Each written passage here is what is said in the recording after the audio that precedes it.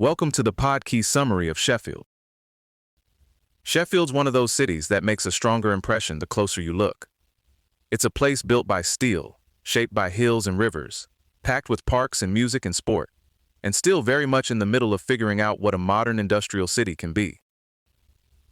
What stands out is the mix of pride and friction. Sheffield has real success stories in advanced manufacturing, culture, and regeneration, but those sit right alongside arguments over trees, flood risk, and the long shadow of industrial decline. Sheffield's identity starts with metal, and not in a vague heritage brochure way. The city genuinely helped change industrial history. Benjamin Huntsman's crucible steel process emerged here in the 1740s.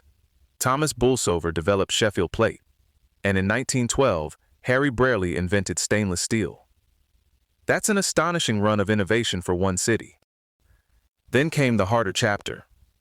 Automation and international competition hammered the old steel economy, and Sheffield had to rethink itself after that collapse. What's interesting is that it didn't just swap one slogan for another. It leaned into high-end manufacturing and research, especially through the Advanced Manufacturing Park, which links the universities with firms like Boeing, Rolls-Royce, and McLaren Automotive.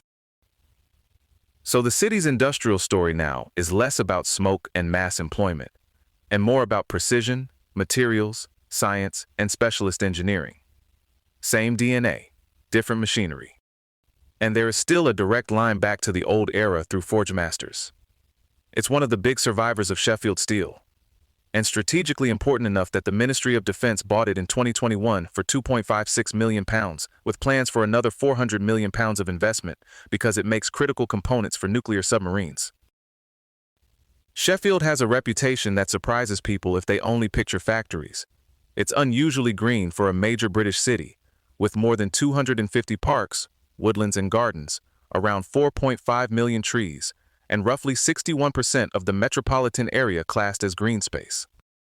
That helps explain why people talk about Sheffield almost like it's half city, half landscape. You can feel the countryside pressing right up against urban life. But the green story isn't as tidy as the headline.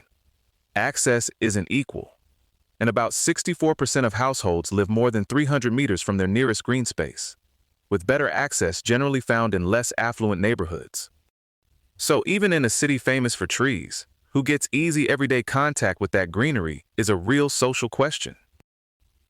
And then there's the tree felling dispute, which became one of those local issues that somehow says something much bigger. Under the council's Streets Ahead contract, roughly 4,000 highway trees were felled. It turned bitter fast, with protests, arrests, and eventually an independent inquiry that concluded thousands of healthy trees had been lost. What makes it especially striking is the contrast. In 2022, Sheffield was named a Tree City of the World, while still carrying the fallout from what critics called the Sheffield Chainsaw Massacre. That is about as awkward a pairing as civic branding gets. Sheffield's geography does a lot of work in explaining the city. It sits in the eastern Pennine foothills, at the meeting point of 5 rivers, and runs from just 29 meters above sea level to 548 meters.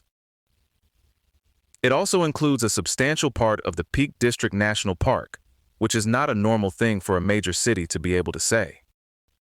That landscape helps give Sheffield its character.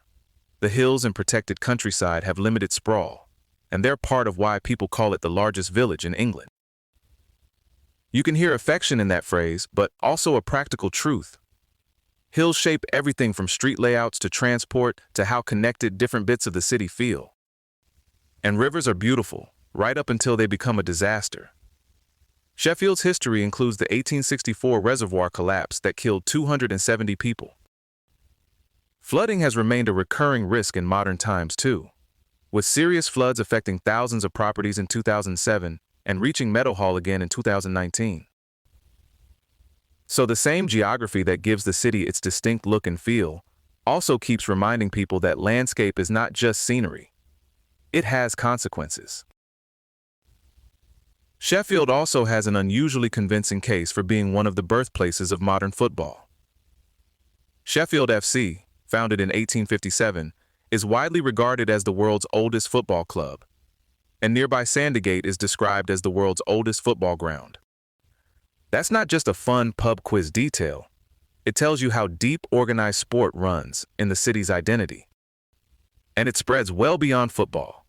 Sheffield hosts the World Snooker Championship at the Crucible.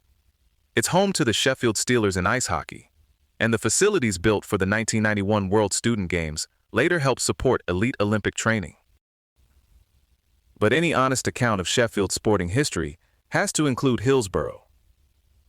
In 1989, at Sheffield Wednesday Stadium, the disaster killed 97 Liverpool supporters and remains the deadliest sports venue disaster in British history. So, the city's sporting heritage holds both pride and grief, invention and loss, all in the same frame. Culturally, Sheffield has one of those lineups that almost feels unfair. The Human League, Heaven 17, ABC, Cabaret Voltaire, Pulp, Arctic Monkeys, and Warp Records all come out of the same city.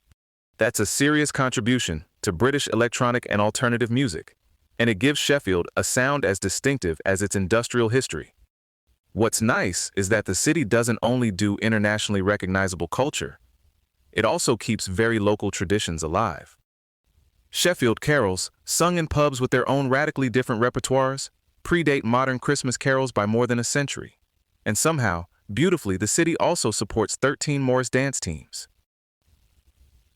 That combination feels very Sheffield.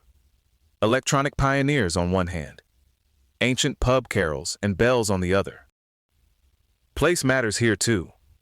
The Crucible and Lyceum form the largest theater complex outside London, and the city's industrial and residential landscapes have ended up on screen in things like The Full Monty, Doctor Who, and the 2023 Full Monty series.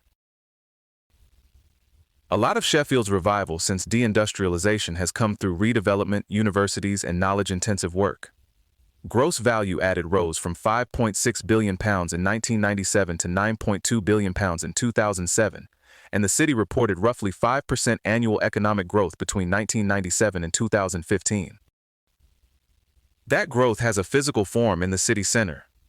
The £470 million Heart of the City program created or renewed places like the Peace Gardens, Winter Garden, and Millennium Square. Those projects helped remake the center's image, but regeneration here has never been a simple upward line.